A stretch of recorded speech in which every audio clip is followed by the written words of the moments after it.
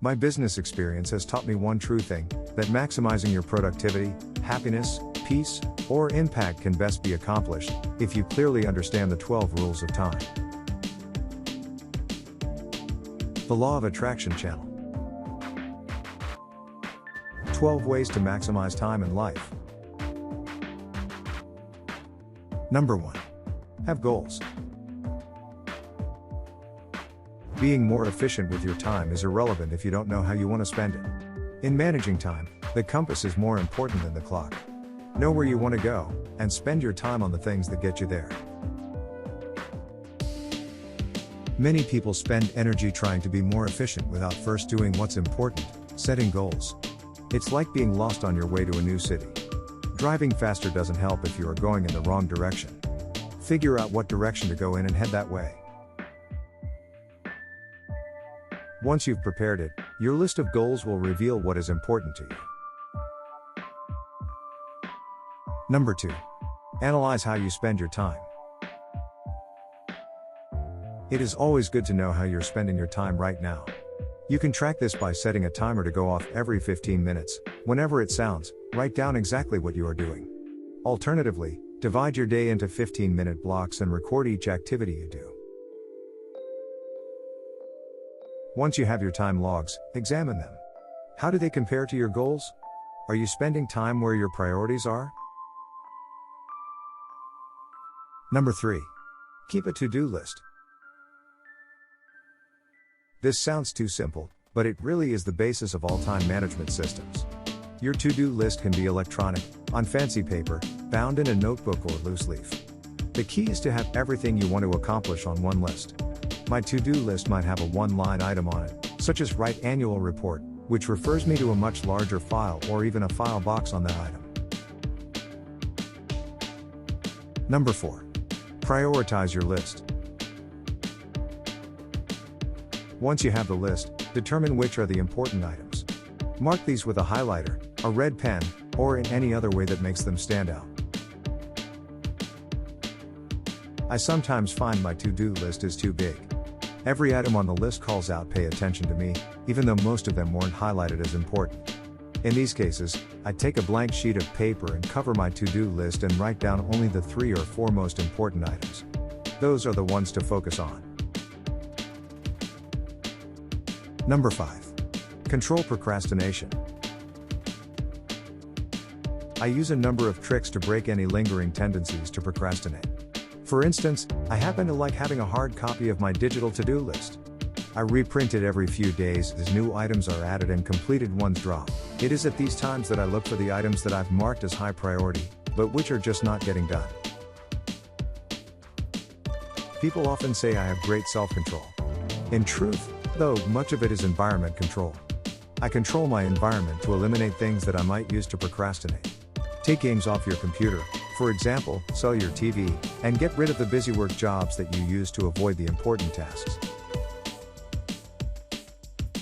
I have developed one effective habit that has helped break me of procrastination: do the worst thing first. At the beginning of every day, I do the one task that is causing me the most stress, and that I haven't been getting done. Sometimes I just give it a quarter of an hour, based on the theory that I can stand just about anything for 15 minutes. Frequently it is this short thrust that breaks me through. If I still find myself procrastinating, I review my reasons for setting a goal. To create extra motivation to complete a task, I strengthen the reasons why it should be done. Similarly, many people reward themselves for completing a job. Number 6. Organize. Organization and time management are linked. I find that I get important things done when I have all the tools I need to perform the job. The opposite of organization, chaos, clutter, disorganization, generally leads to busy work. If your desk is piled high, every piece of paper says "look at me." You can end up doing a lot of work without ever getting to the important stuff. Number 7. Delegate. One way to expand your time is to get others to help you with it. The key to delegation is to hand off any tasks that someone else can do significantly faster or more easily than you can. If you're protesting that you don't have anyone working directly for you to whom you can delegate tasks, no problem. Consider delegating to a peer, a superior, a supplier, or even a customer. Treat delegation like networking. Who in your network would be best for the job? In some cases, you will need to invest upfront to train someone so he or she can take over a task from you. The long-term savings are usually worth the upfront time and costs. After delegation, remember to thank appropriately. You might think people would resent being delegated to, but exactly the opposite is true. People like to be asked, especially if it is to do something that they're good at.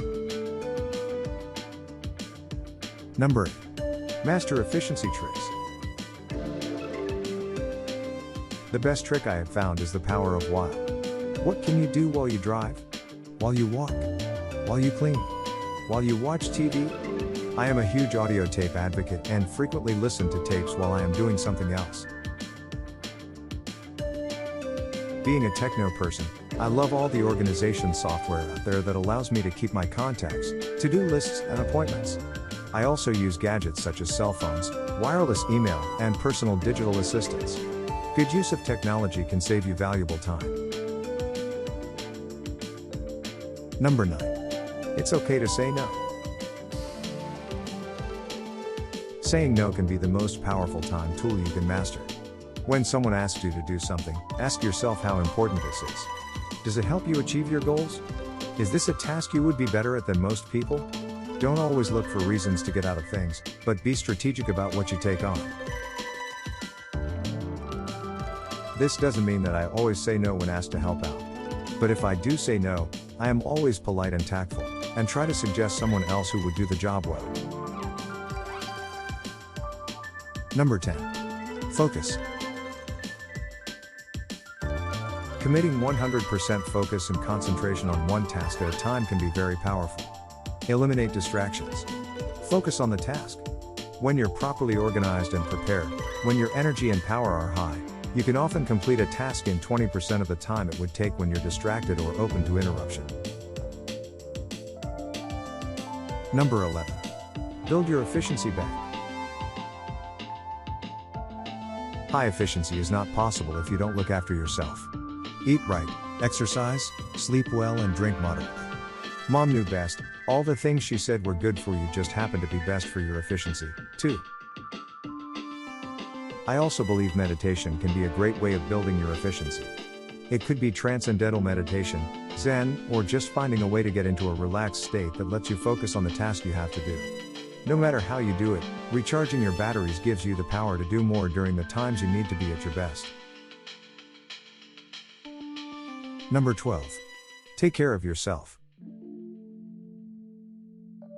It isn't possible to be on all the time.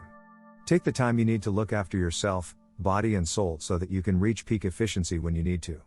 Have a list of things you like to do. Find out what activities energize you, and spend more time doing them. This will give you the power and energy to be more productive when you return to work. Finally, a word of advice. If after reading this far you're feeling a bit overwhelmed, I suggest you go back to Rule 1 and add peace, contentment, to your list of goals. Time management is not about adding stress, it is about giving you the time to be the person you really want to be. To watch more videos, subscribe. See you.